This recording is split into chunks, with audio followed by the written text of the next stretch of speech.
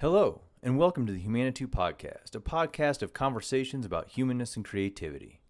I'm the creator and host, Adam Williams. Today's guest is Cody Oldham. As you will hear in this conversation, Cody is a rather precocious 15-year-old. He is a professional wildlife and landscape painter who lives with his family and several mountain lions that Cody's dad rehabilitates for return to the wild on 20 acres in the mountains of Colorado. He and I talked several weeks ago. That is, before I had set up the Humanitou podcast studio and before we all took a retreat from the coronavirus pandemic. Cody and I recorded this conversation on my phone in a conference room above a gallery where he had a solo show of his work underway. So when you hear the occasional noise in the background, such as a toddler in the gallery below, presumably exclaiming over Cody's sizable wildlife work, or how about when that person walks out a door that triggers an alarm, you'll know why. We talk about Cody's self-motivation, his influences and bold dreams, and we talk about his penchant for stylish menswear, why he wears a tie and pocket watch, even while he paints in his home studio. We talk about a number of things. So here it is, a conversation with Cody Oldham.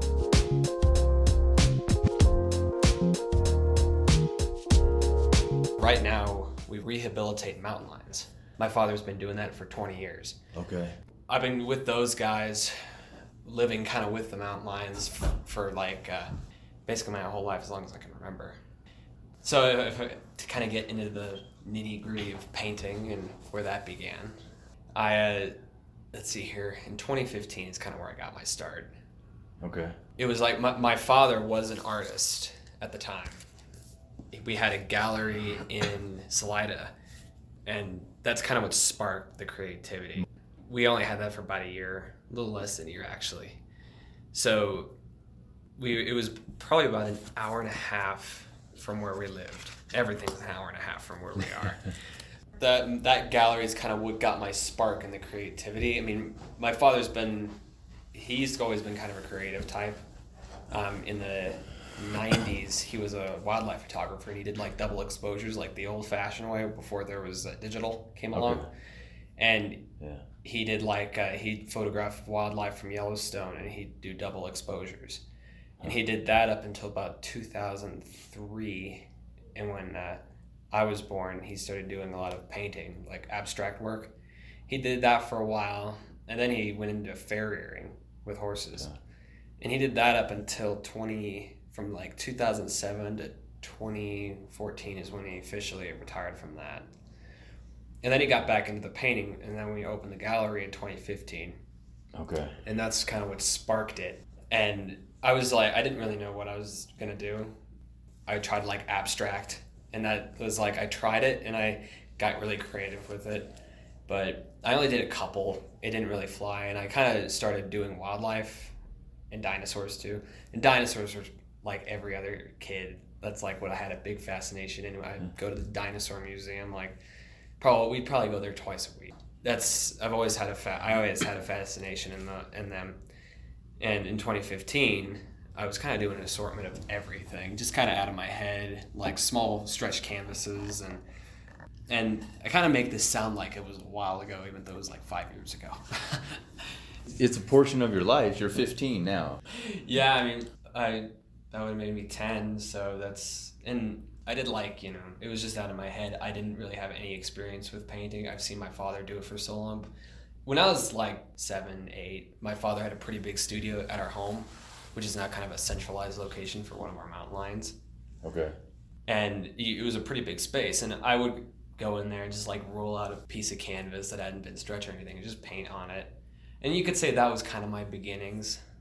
You could say my whole life I've just been painting. But I didn't really actually start doing it every day until 2015.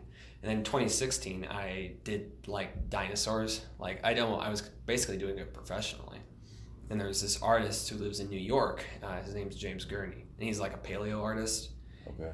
And he does kind of hyper realistic kind of renderings of dinosaurs. And he even found a dinosaur, and people named it after him. And he still is a pretty big inspiration to me. And I did smaller dinosaurs, but I got up until the point where I could call myself, I was getting really good at it. I kind of switched.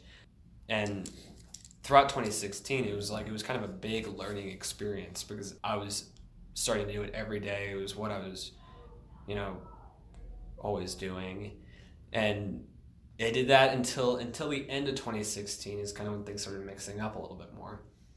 And I found an artist, which is my good friend now. He's in New Zealand, and he does like these large scale, sometimes small, kind of almost hyper realistic images of like wildlife, mostly landscapes, human portraits, stuff like that. And he follows a lot of the technique of the old masters. He's the one who really set the pace for me for where I am now. I first found out about him on YouTube, and he only had like a video or two. And I just released my very first instructional tutorial on YouTube. As a mentor, a word you would apply to him? What do you mean? Like that he's a mentor for you, someone that you learn from and kind of teaches you and things like that? Pretty much, yeah. He, in the beginning, it was more like kind of learning more about him, reading all the stuff about him, he only had like 2 videos up when I first found out about him. Now he has like almost 100. So that's what I learned from him, and that really inspired me to do that. Right, and he did this egret, like a large cattle egret, and that inspired me to do that. So I kind of did a copy of that, but kind of in my own way, and that kind of like switched the light on for me. And then right after that, that's when I started producing wildlife pieces, and that's when I had my first go at regular oil paint. And I did my first oil painting that I did that was my own. I wasn't copying anybody's. It was a mountain lion, and I still have that now.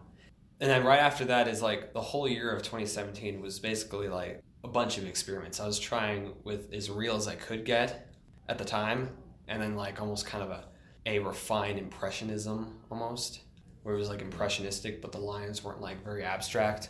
Okay. And I did like a lot of still lives, kind of Southwestern style still lives, and like a lot of just kind of plain animal portraits. I mean, right now I kind of try to do portraits that are kind of striking. At the time, I didn't really know what that was. So I did like pretty simple stuff that a lot of those paintings I've gone over, and probably some of them are in the show right now underneath. Right now, I go in, and then if they're paintings that I did a while ago that I thought were really good at the time, and they were just sitting in the basement or something, I want to bring them kind of back to life again. So I go over them, and then I'll do another painting over the top. And there's probably about 4 of those in the show that's going on now.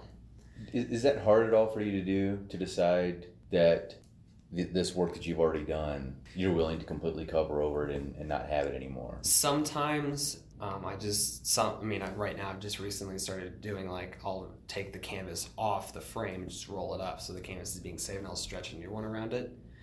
But if sometimes that's not possible, like the large elephant in the hallway downstairs, emerging out of the dust, that one was a painting I did of dynamic New Zealand landscape, and it had like eagles soaring over the peaks, and it was a big snowy peak with kind of water misting and a river coming into the foreground.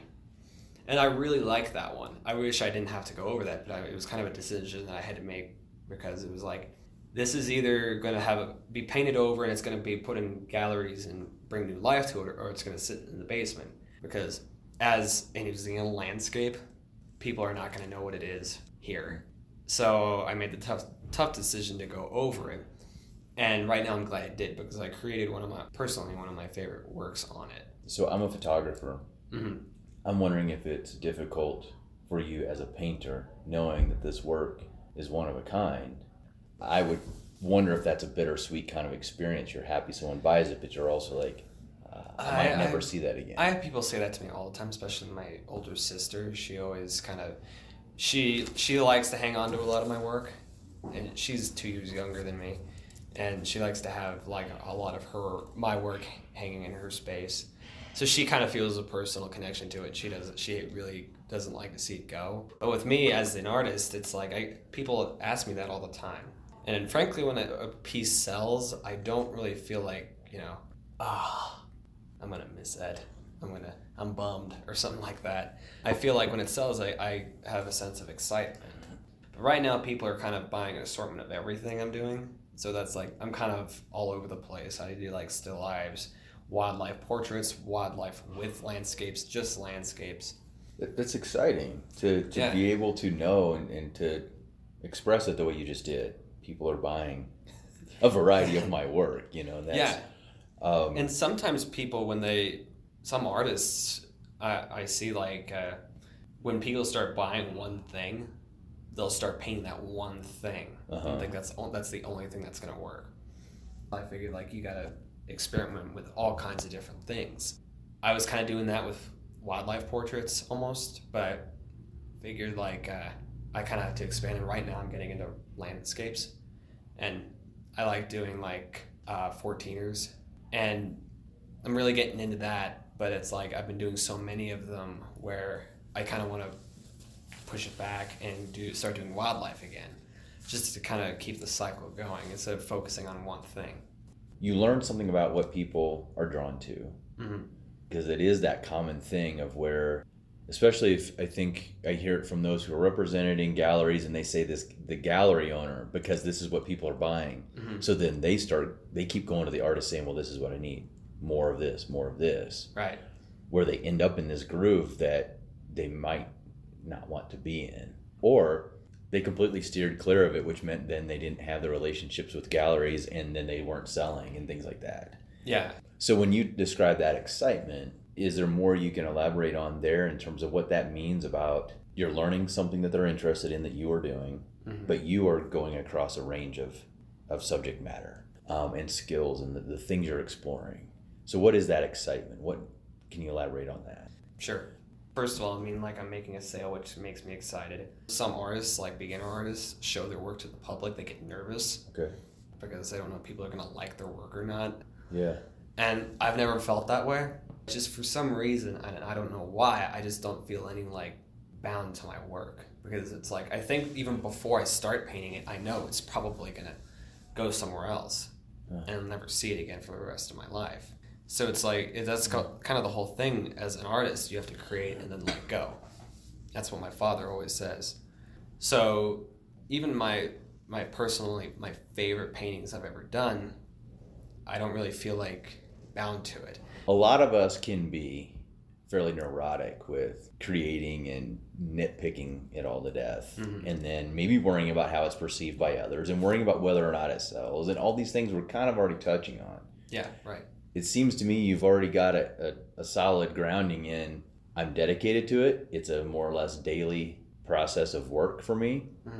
And I'm not going to cling to this piece that I've spent this amount of time on because I expect it to sell and go out into the world, which a lot of people would say that's kind of the purpose. Whatever you're spreading through that painting or those paintings goes out into the world. Well, I could put it this way. Basically, it's like, any work I create, I know it's going to go out into the world. I'm creating it for the people who are going to buy it. So it's kind of almost like you could say a commission almost, because it's like, you're creating for those people. It's going to be in their house or their office, and it's going to be on that wall, and they're going to enjoy it for a very long time, hopefully. And that's kind of what makes it so I don't feel any attachment to it. Why do you paint? It's something that just kind of, I guess, came to me naturally. I just didn't really think like I'm going to be an artist. It's just something that I just started doing gradually over time. And whenever I create, it's like not much thought is going through my head, because it's like I know I have to go in and paint. And so basically, like when I work, I'll turn on music and sometimes a podcast. Like most of the time I listen to kind of pop rock music, like certain bands like One Republic or Matchbox 20 or something like that. And I'll play that, and I'll just kind of start painting, and nothing's really, because it's almost like subconsciously, like I know what I have to do, but I'm not thinking about it. Like I know I have to cover this part of the canvas today, but when I sit down and start working, I don't really think like, how many trees am I going to add? How blue should it be? Because it's like deep down, I in my like subconscious, I already know that. So it's like I just basically kind of hone in and just start working, and nothing really goes through my head. I just kind of move with the rhythm of the music and kind of enjoy myself. Basically, you're keeping your mind, those cycles of thought that a lot of us have, out of it, and you're going with the feel of it. Right. Yeah. And So that's why I say it sounds great for you to just get in there into the studio space and enjoy what you're doing and allow what that is in you to come out as a painting that then goes out into a gallery, gets sold, and goes. I hope you keep that forever. Yeah. Don't let any of the neurotic things that so many of us get to adulthood and then we're like, yeah, we limit ourselves, all humans, not just adults, but so many of us are in a place where we limit ourselves with those fears, like you said, of, oh, is somebody gonna like this, or the ways we think, or try to calculate what's going to make this painting great or whatever, instead of just getting our mind out of the way. Yeah, exactly. I mean, really, sometimes it's really rare, but a lot of artists do several paintings at a time. I feel that's too cluttered for me. I often want to do one work and just focus on that one work and not have anything else going on. I mean, right now I just put a little painting aside of a kind of a Victorian style still life, and we're going fairly well, but there's some paintings, and it's really rare, where I just don't really enjoy it. It's just something deep down. It's just I'm not really my brain is almost filtering through what could I do to get away for a minute, go at lunch, go outside, do something. And when I start getting that cycle, I know something's wrong with I know deep down I know I don't want to paint this, and that's kind of what's been going on with still lives. But it really clicks when I do landscapes. Okay. Because I could sit there and just paint for hours without thought. I think my longest day of working was probably 8 hours. Were you aware of it as that was happening? Were you aware of how much time was passing? Kind of. I mean, it's I always have my watch on me, so it's I'm always sometimes I'll look at the clock and be like, it's 3 o'clock and I'm not tired at all. I still want to keep going. It was really unusual. But working that period of time, it's kind of a machine almost, where it's wow, I'm still going. And I know I kind of am aware of the time, but it's just sometimes most of the time at the end of the day, after painting, usually about 4 or 5 hours, I get pretty tired. My vision kind of gets pretty blurry after looking at something up close for several hours. Those days happen every once in a while, and when they do, it's this is awesome, because it's I don't even have this much creative energy going. And then some days it's I only get 2 hours in. How do you balance this with schoolwork, or what is, do you do school at home? Do you go okay. Yeah, I'm homeschooled. So basically my whole day right now, I can make up my own schedule. I usually get up early during the week. I usually do schoolwork probably about 4 or 5 days a week. I use this course called Crash Course, which is basically kind of high school, college level stuff you can learn about anything. Right now, my father is going into the fire service.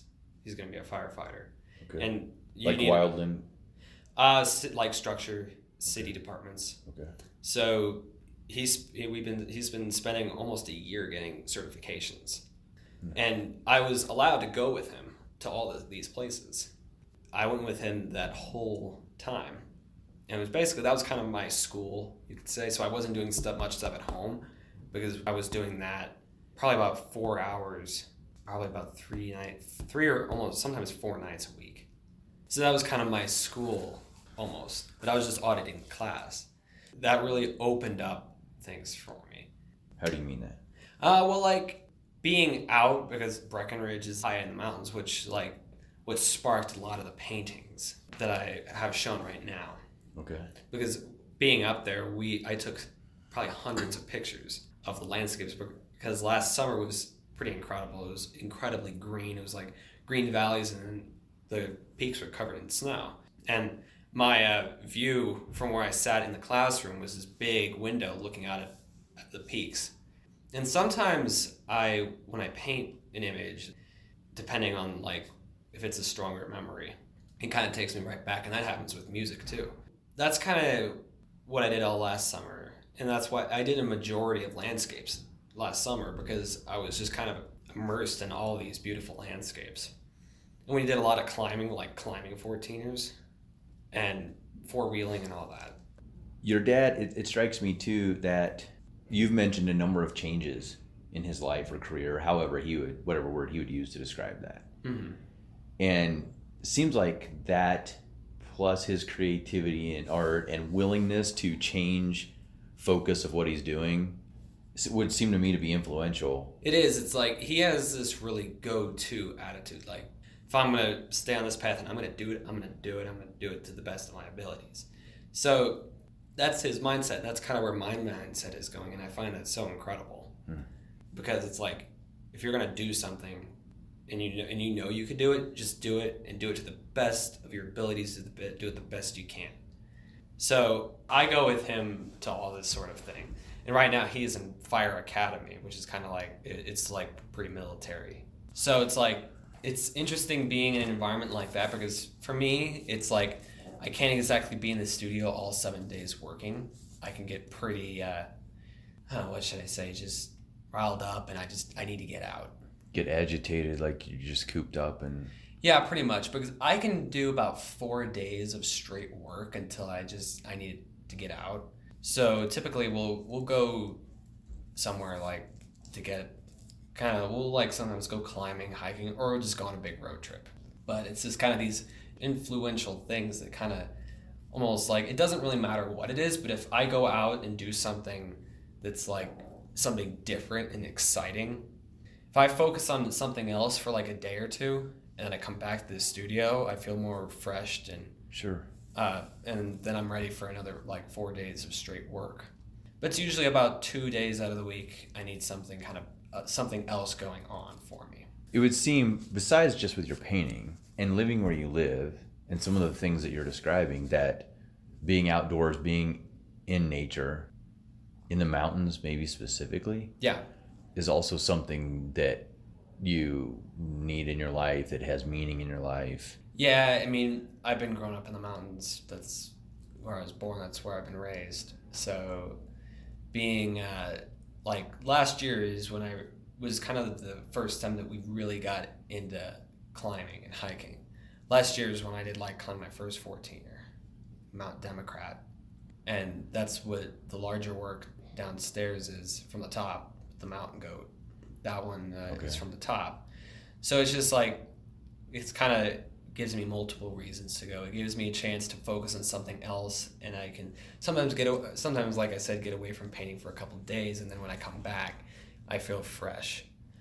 And plus, I'm also thinking about painting on those trips too, because I can collect several different reference photos, because whenever I take a photo, I'm thinking, is this going to create a good composition for a painting? That's like a lot of the other things I'm thinking about while I'm on the mountain. No, wait, Quandary Peak was my first 14er, and that's the one that I've painted mostly because it's a pretty unique mountain, the first one. And it was something really different for me because I never actually went climbing before. Okay. Even though it's like I spent my whole life in the mountains, I never actually did climbing like that. So that's kind of what climbing has done for me, is set up all these new opportunities with my painting as well. Because otherwise your references probably are photos that come from elsewhere, right? I mean, do you look stuff up on the internet or whatever else in books or something like that? Pretty much. So now it's a transition to you immerse yourself in the subject matter of, at least with the landscapes. Pretty much. I mean, if it's a subject that I can't really photograph, like for example, if it was like African lions or elephants or something like that, doing something dramatic in a landscape, I can't really go out and photograph that myself right now. So it's like I have to go on the web and find kind of certain images. And most of the time I'll have one main image, and then I'll have like 2 or 3 others that I take elements from those and put them in there. I'm curious if you notice a difference in your process, maybe how you feel while painting a mountain that is based on one that you've climbed, one that you have made yourself, the reference photos, versus one that you've not been able to get to. Yeah, I mean, pretty much knowing where it's like, if I'm painting an image and I took that picture, I can know, like, you know, right off the edge here, this was here. Like, you could say I feel a bit of more of a connection with those because I was there, I saw that. Right. Versus an image I got off the web where it's like off the corners of that image, I don't know what else there was. Right.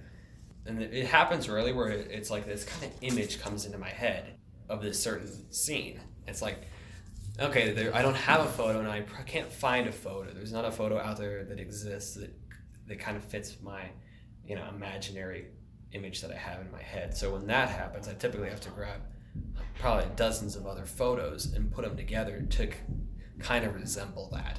Right. And that it's happening less and less. It's typically like I scroll through my own photos until I find an image that I'm happy with. You have recently released your first tutorial.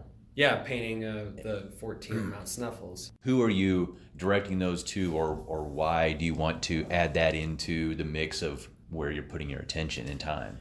Well, it's more like, as a young artist, I want to show other up-and-coming artists my age that they can do it as well. And I kind of like that, like the feeling of that, of teaching other people how to do something. Sharing what you've learned. Yeah. So I think the message I try to convey is just to younger artists, showing that they can do it. And if you think you can do it, do it. Most of my audience, most of the people that follow me and watch what I do are in between 25 and 35, that range.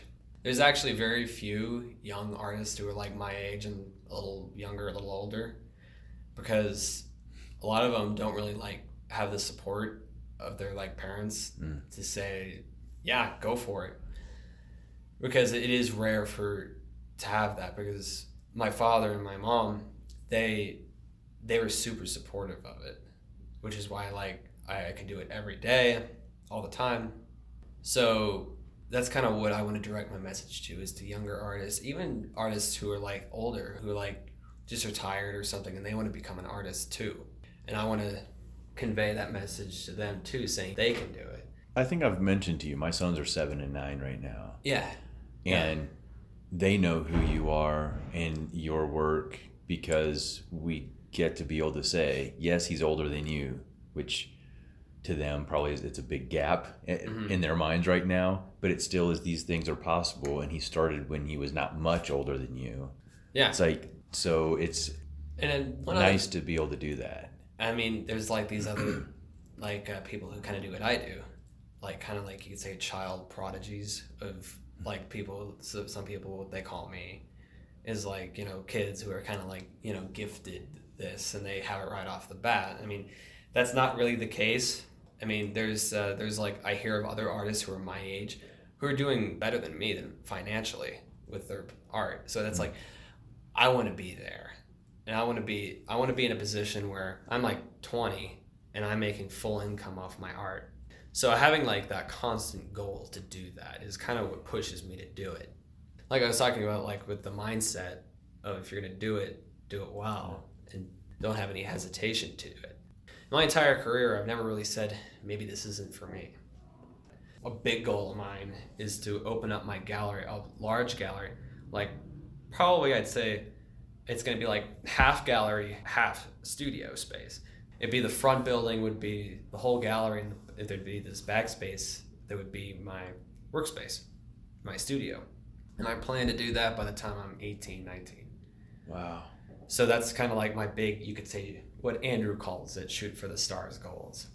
I love that. So because I don't know, it seems like you are aware, but I just see this as a rare package of that, the attitude that you learned from your dad to really go for it, and maybe from Andrew too, and whoever, your mom and whoever the other influences are, but to have that confidence and believe that when I paint this, it's for the purpose of selling, and it will sell, and it's attitude and perspective makes so much difference. Most people go into it and we're like, oh man, I don't know. That'd be really cool one day, but I don't know, because I've got 50 reasons I can think of for you right now why I'm going to fail. Yeah. And I love that you're not letting that get in your way, because it's such a tremendous, you're going to get whatever you think of. Right. Whenever there's something negative and positive about a situation, I typically weigh them out. And if there's more negatives than positives, I try to eliminate as much negatives as I can and focus more on the positives. But if it's negatives I can handle and the positives are good, I'm going to do it. We're talking about what a gallery is going to do, because it's going to take a lot of money to do that. I probably am going to rent a space for the first time, and see how it goes for me. And if it goes well, I'll buy the space. And by then, I mean, I hope to have, if I'm having a constant source of income, I'm going to do it. Like if I sell almost every painting I do by that time, which is also my other goal, is by the time I'm 18, I want to, every work I do, I want it to sell like right away. Because I think in order to be an artist and make a full income off of that, nothing else, is to paint a work or a series of work and then they sell, and that kind of repeats itself. By the time I'm 18, 19, 20, that's where I want to be. Sounds like you've given it all a lot of thought. Like you're planning, you know where you're headed. Right now, even as just 15, I'm really trying to plan for the future. Like playing out everything, every little thing I'm going to do. So you were on the 21 under 31 list Yeah. for Southwest Art. For me, it's a little bit funny to think about under 31 and you're under 16. Yeah. I've been reading Southwest Art magazine for a long time now. And it is one of the biggest art magazines basically in the western half of the U.S. And it's like, I want to show one of my pieces in there. And they do the 21 under 31 every September. So I thought that's kind of a good starting point for me to get into the magazine. Southwest Art, this is a big deal. And I guess one of my bigger goals in terms of like, you know, reading magazines, papers, all that, is to have a full length article in Southwest Art. Like one of the main featured articles in Southwest Art. It's just like the problem with it is like a lot of these people who have like 4 pages of like a full article, they're usually older. They're like in their 60s or something. And it's like, I don't think my story, since I'm only 15 and I've only been painting really for 5 years, I don't have a big of enough story to cover that broad of all those pages. So I was thinking like, well, maybe like, you know, when I have a little bit more experience under my belt, I mean, even though I call myself a professional, but it's like, I think even for professionals, there's still so much to learn. It's just limitless. You're always learning new things to apply to your technique. So that's kind of like one of my smaller goals, is to get into like have a full article in the bigger magazines and all that. And that's the thing about doing something that's like hard, that like has really positive benefits towards the end, but it's a really hard process. And I'm just kind of applying this to anything you do in life, really. It's like, if it's really, really hard, but it has really, really good output towards the end of it, it's like, it's going to be really hard going through the process, but once you get done with it, you're going to be really glad you did it. When I'm 16, 17, I think it's kind of like I have these big things I want to do. I think like big things are going to come up suddenly, but you just don't know what they are. You have so much on the ball with what you're doing and ambitions and being a professional artist already. Mm-hmm. And I think nowhere in here have you mentioned, well, my parents are contacting these people or they're doing this or what. Like, you are driving your career and they are supporting you, is the impression I have from what you're saying. Like, you are the one contacting galleries. You're the one who's talking about your ideas and plans, and they're there to back you up, sounds like. I mean, my mom, she's the one that helps me quite a bit when it comes to like stuff all about like setting up things on computers. I mean, like setting up a YouTube channel, that was fairly complex for me, and she helped me quite a bit with that, setting up my website and all that. Okay. These fairly complex things, I mean, I think once I get them down, they're not going to be very complex, but for me right now, the stuff that has to do with all the stuff on computers and all that, it's just like, it's for some reason, it's hard for me to really understand it right off the bat. So she helps me quite a bit, since her job revolves around like financing and all that. Okay. So she's really good with all that. That's another point that's kind of the opposite of what I'm thinking. If people were to think of a stereotypical 15-year-old, mm-hmm. It's somebody who is sleeping till noon on the weekends, they give a lot of attitude, they don't have ambition and goals, and they certainly don't have 5-year plans. Mm-hmm. And whatever else, right? And that's just normal. Like, that's not knocking them. That's, I don't want to use the word normal. It's common. But when it comes to the technology, mm-hmm. most people tend to assume teenagers know all about that, whereas us older people, will you help me? So it's really interesting that that's another example of I see that as your focus on what you're doing, perhaps. I mean, it's just, are you aware of that? I guess I mean this in all the best senses. Like, sure. I'm certainly intrigued because of how much you have together and what's going on, and that's not what any 15-year-old I probably never going to meet again is like. I mean, I guess I haven't really thought much about it that way. Sure. I mean, my older sister, okay. She's getting into music, so, okay. And my youngest sister, who is 10, she's kind of getting into the whole illustration. Like, she does these really good cartoons, and she can just, and they're like, you know, kind of like comic books. Like if you heard of Calvin and Hobbes, yeah, she does kind of stuff like that, but she's made up her own characters, and she is like probably books, and she just takes a regular paper and draws up these pretty cool like illustrations of cartoon characters engaging with something. So that's kind of what she does. And then she does photography. So she's like really all over the place with the creativity. She's like doing all these different things. And then my older sister and me, we've kind of just focused on one thing, and we're doing that one thing. And we're all homeschooled, and we kind of make our own schedules. I get up at most of the time, like Monday through Thursday or Friday, I get up at 5:30, and I'll do like my schoolwork on platform Crash Course, which Crash Course is a platform I learned from EMT because he played one of the videos in the lectures, and it was pretty. It was like they make it so you learn a lot, but they also make it super hilarious. So it's like keeps you engaged. Mm-hmm. So that's the platform I'm learning on now, and I'm learning about astronomy since astronomy is something that I'm really fascinated by, just learning about. So I do that until like 7 o'clock in the morning. And you're self-driven in your education. Yeah. I mean, I take pages and pages of notes off those videos, and then I do about an hour or two in the morning, and then I do all the chores and stuff to kind of help out it with everyone else, and then I paint kind of in this big gap during the day, usually about it could be a 7-hour gap in the middle of the day, and then early in the morning, later in the evening, I do other things, like hang out with my family, clean up the house, all that stuff. Sounds like you have a fantastic family. Yeah. Like I said, my father is always super supportive of what I do. My father helps me with more the technique side of painting, of just the painting itself, and then my mom helps me with the business side of it, like marketing. Okay. Since that's basically what she does, like marketing, how to grow your business. Okay. And I've been growing my following quite a bit, and then that kind of grew into the YouTube realm. And YouTube is something I'm going to continue doing, like making hundreds of videos. So I'm about to have 2 instructional videos on painting landscapes. So when those are done, I'm going to start doing like these probably 5 or 6 minute videos on like these little things that you can do to help paint with painting.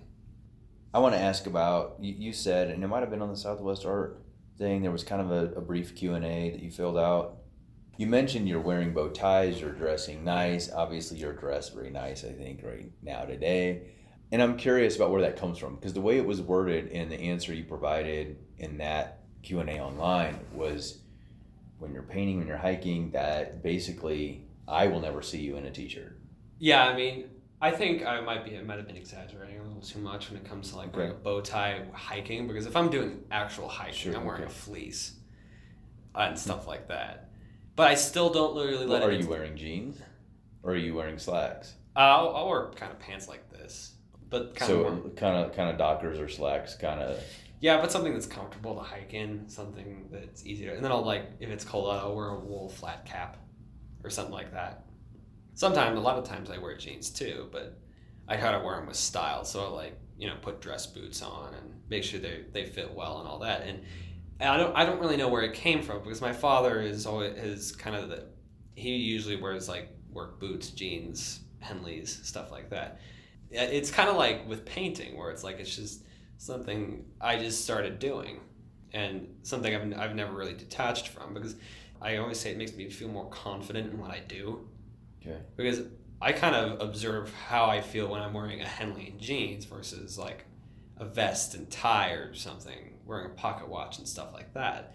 when I'm painting. I kind of compare those two. It's like it's noticeably different for me. Do you wear a tie and pocket watch when you're painting? A lot what of you're times, saying? yeah. Yeah, and I used to wear aprons, but I don't anymore. I've kind of trained myself to stay clean while I'm painting. So it's like I don't hold my palette. I keep it on this tray right in front of my easel. My style of painting, it's not that messy at all because it's all about like little brushes because it's basically stays right here. Okay. It's not like I'm holding the palette. Small movements, small brushes. Right. Yeah. So and you're wearing what? These are wingtips, right? Is that what we call this style? Yeah.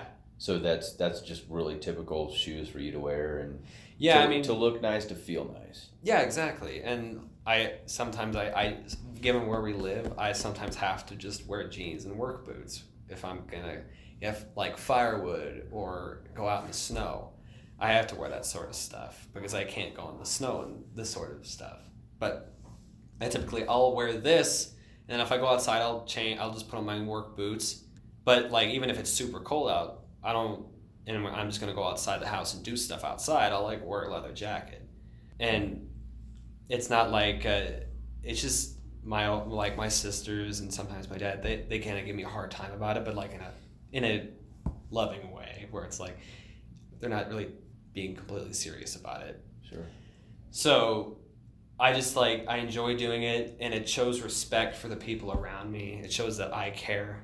And, I get all kinds of compliments because, like, painting, it's really rare to see a 15-year-old wearing, I kind of dive into classic menswear, like, what, like, men wore in, like, the 20s.